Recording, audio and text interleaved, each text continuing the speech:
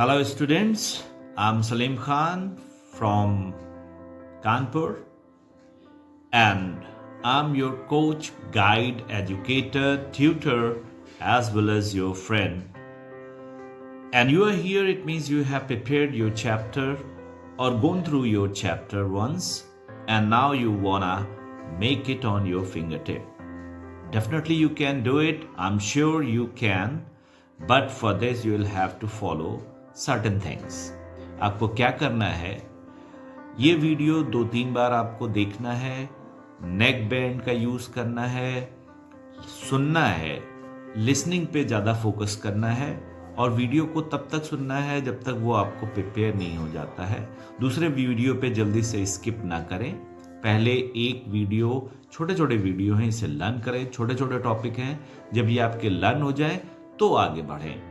Meanwhile आप video सुनते time अपने दूसरे रिटन प्रोजेक्ट, दूसरे रिटन वर्क भी कर सकते हैं। जैसे आप फिजिक्स के न्यूमेरिकल की प्रैक्टिस कर सकते हैं, मैनुअल्स लिख सकते हैं या दूसरे रिटन टास्क निपटा सकते हैं। इट मीन्स वीडियो के सुनते टाइम आपका बायो भी चल रहा होगा और एक दूसरा सब्जेक्ट भी चल रहा होगा। It will give you a dual benefit. तो आपको बार बार वीडियो देखना है, बार बार वीडियो सुनना है। जब टॉपिक आपका प्रिपेयर हो जाए तो आगे बढ़ना है। इस तरह से आपके टॉपिक बहुत बढ़िया तैयार हो जाएंगे, टिप ऑफ द टंग हो जाएंगे।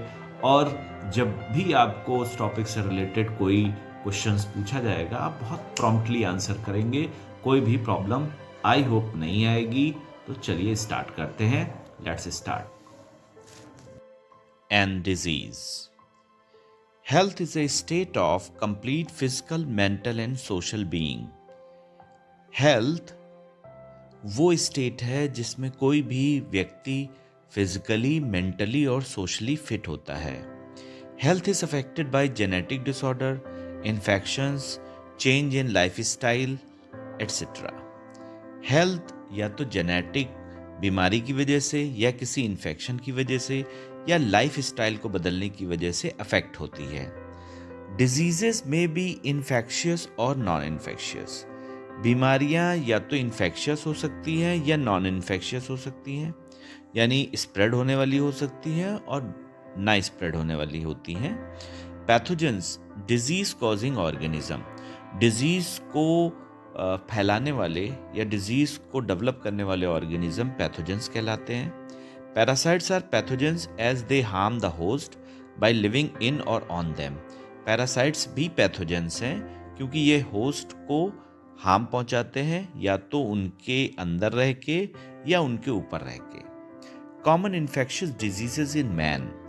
मनुष्य में होने वाली कुछ कॉमन इन्फेक्शियस डिजीजेस के बारे में हम लोग डिस्कस करेंगे। फर्स्ट कैटेगरी है बैक्टीरियल डिजीजेस की, इसमें नंबर 1 पे आ रहा है typhoid. Pathogen is Salmonella typhi. इसका पैथोजन साल्मोनेला टाइफी होता है। मोड ऑफ ट्रांसमिशन देखेंगे, it enters the small intestine through food and water and migrates to other organs through blood. ये फूड या वाटर के थ्रू स्मॉल इंटेस्टाइन में enter करता है और फिर ब्लड से दूसरे ऑर्गन में जाता है। सिम्टम्स, सस्टेन्ड हाई फीवर, इसमें काफ़ी हाई फीवर रहता है 40 डिग्री तक। वीकनेस, स्टमक पेन रहता है, कॉन्स्टिपेशन रहता है, हेडेक रहता है, लॉस ऑफ एपेटाइट, भूख नहीं लगती है, इंटेस्टाइनल परफोरेशन और इंटेस्टाइन में छेद हो जाते हैं, एंड डेथ में अकर और मृत्यु तक हो सकती है। Widal test is used for confirmation of the disease. Disease क्या थी? टाइफाइड, और उसका कंफर्मेशन कौन से टेस्ट से होता है? विडाल टेस्ट से। Now second disease is pneumonia. Pathogen is Streptococcus निमोनियाई और हीमोफिलस इन्फ्लुएंजा।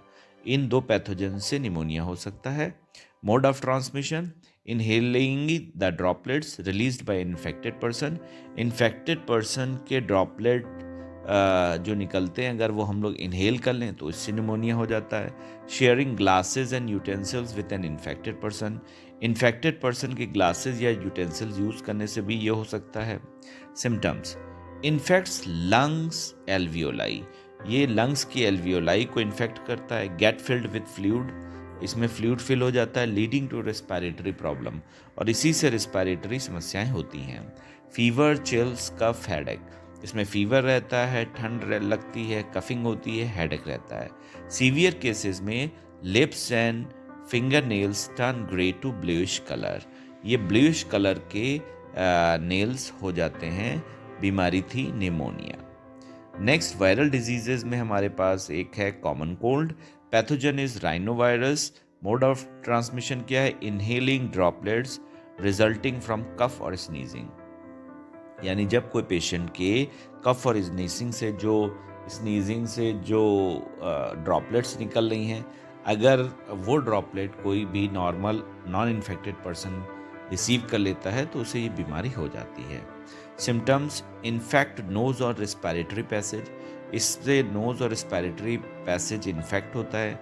नेज़ल कंजक्शन हो जाता है, यानी जो नेज़ल वाला एरिया है वो जाम रहता है कफ से। डिस्चार्ज निकलता रहता है, कफ निकलता रहता है। सोर थ्रोट हो जाता है, गला बैठ जाता है, हॉर्सनेस आ जाती है, कफ बहुत ज़्यादा आता है, हेडेक रहती है, टायर्डनेस रहती है, और ये 3 to 7 डेज तक रहता है। Protozoan diseases. Malaria. Pathogen is Plasmodium species. इसमें आ सकती हैं वाइवैक्स, मलेरियाई और falciparum. Mode of transmission Anopheles mosquito की बाइटिंग से। फीमेल एनाफ्लीज मॉस्किटो की बाइटिंग से ये फैलता है। सिम्टम्स हैं hemozoin causes chill and high fever recurring every 3-4 days.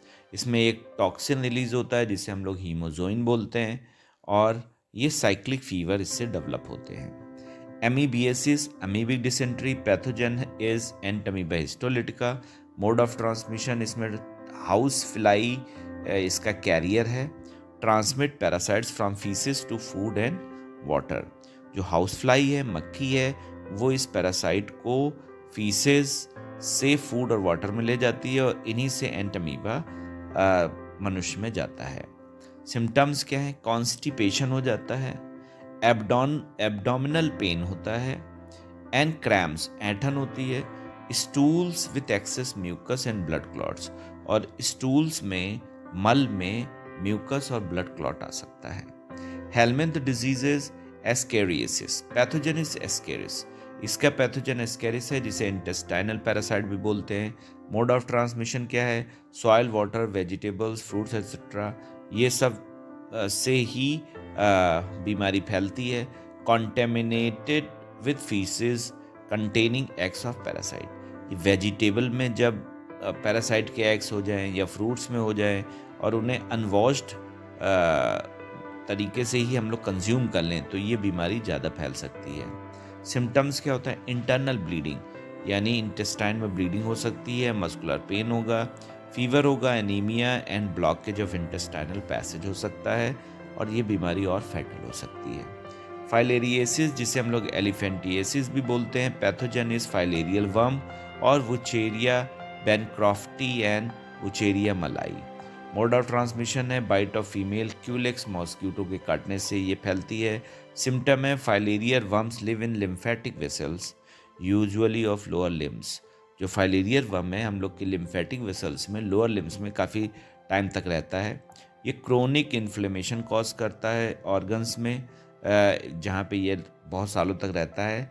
Limbs and genital organs में बी डिफॉर्म्ड, और इससे जो हमारे लिम्स और जेनाइटल ऑर्गन हैं वो डिफॉर्म्ड हो सकते हैं, भंग हो सकते हैं। Fungal diseases. रिंगवर्म इसमें आती हैं।